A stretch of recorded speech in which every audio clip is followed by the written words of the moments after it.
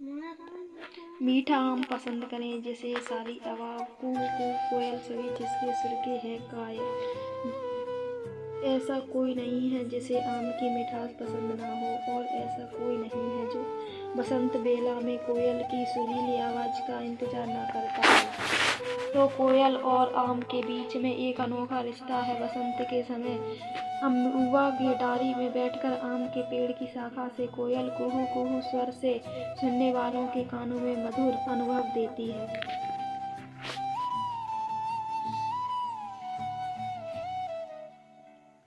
वैसे कोयल क्यों सिर्फ आम की डाली पे जाती है, जिससे एक अनकही कहानी छुपी हुई है।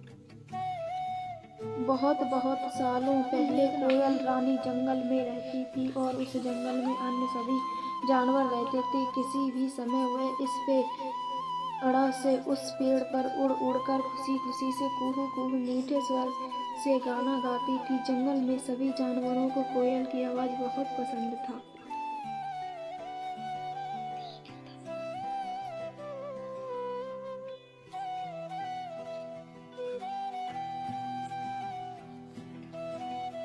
और सभी कोयल रानी के गाने की तारीफ करते थे। बसंत की बेला आई। एक दिन ऐसे ही उड़ते उड़ते जंगल के बाहर आ गई और नजदीक के नंदन गांव में आ गई। वहां के पेड़ों में भी कुहू कुहू करने लगी। जंगल में एक दिन बाद सारे जानवर कोयल को खोजने लगे।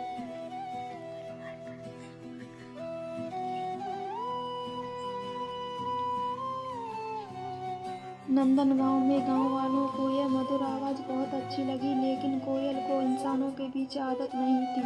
जैसे तैसे वापस जंगल की ओर जा रही थी, लेकिन अगर कोई गांव वाले ने देख लिया तो इसलिए बार बार हर पेड़ की डालियों में छिप छिप कर गाती थी। अब चंदन नामक गांव कोयल वाले में रानी ने निगरानी रखकर उस पर जाल डालकर उसे धर दबोचा। इस सदम को कोयल रानी बर्दाश्त न कर सकी और इस वजह से उसकी मीठी आवाज़ चली गई। कोयल रानी बहुत दुखी हो गई। सभी गांव वासियों ने चंदन की बहुत डांटा और उसको बहुत बुरा भला कहा। इस बीच यह बात गांव के मुखिया राजा राम के पास पहुंच गई। राजा राम बहुत भला आदमी था और बहुत संवेदनशील भी था।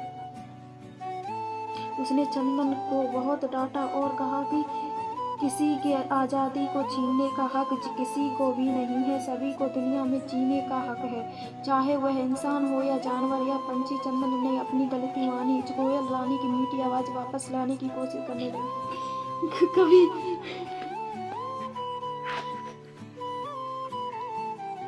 कोयल रानी सब कुछ भी पी लेती, लेकिन उसकी आवाज़ न आती। दिन भर दुखी रहती। ऐसे 2 महीने बीत गए। गर्मियों का मौसम आ गया, मीठे आम का मौसम आ गया। राजा राम को एक नया उपाय सूझा। राजा राम ने चंदन को सभी प्रकार के मीठे पके हुए आम लाने को कहा, जैसे सुंदरी, बादामी, तोतापुरी, रसभरी, ईख जैसा स्वाद वाला आम और कोई और कुछ आम। सभी गाँव वाले ने भी चंदन और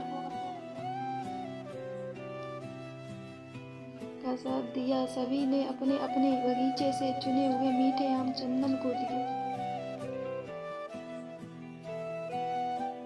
अब राजा राम ने चंदन को सभी आमों से मीठा रस निकलने को कहा और एक एक कोठरे में रखने को कहा। चंदन ने ऐसा ही किया और कोयल के पास रख दिया। शुरू से तो कोयल रानी को पसंद नहीं आया, क्योंकि रस पीले रंग के भी थे। आम भर भारी से बड़े खुशी से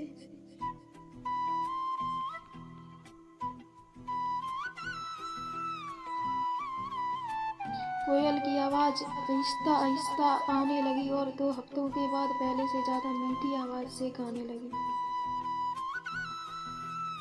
आम रस के इस अजूबे को देखकर सारे गांव वाले राजा राम और चंदन के इस भले काम की सराहना करने लगे। इस बीच कोयल ने गांव वालों की भाषा सीख ली थी। कोयल रानी ने राजा राम और चंदन को धन्यवाद कहा और गांव वालों को भी आभार जताया। अब उसे जंगल जाने का वक्त हो गया था, क्योंकि उसके सारे दोस्त नहीं थे। गांव वालों को इसे सुनकर बहुत दुख हुआ।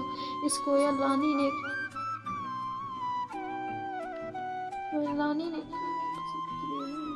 वह हर साल आएगी और आम की डालियों में बैठकर कुहू कुहू सुनाएगी। उस मौसम में आम के भाव गोरे आते हैं।